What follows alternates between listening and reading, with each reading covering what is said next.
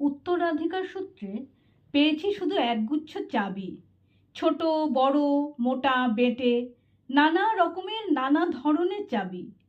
মা বললেন, যত্ন করে তুলে রেখে দে।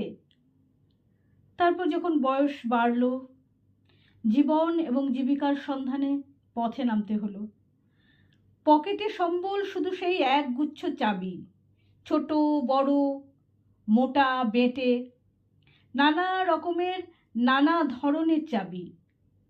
কিন্তু যেখানেই যাই সামনে দেখি প্রকাণ্ড এক দরজা, আর তাতে ঝুলছে প্রকাণ্ড এক তালা।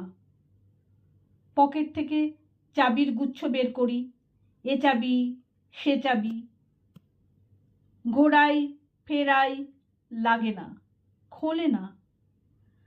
শ্রান্ত হয়ে ঘরে ফিরি।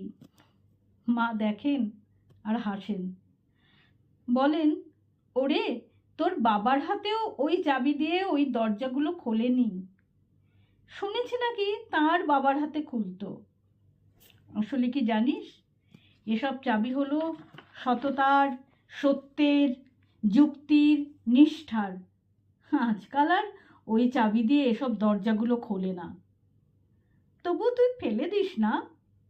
তুইও যখন চলে যাবি তোর সন্তানের হাতে দিয়ে যাস এসব চাবির গুচ্ছ।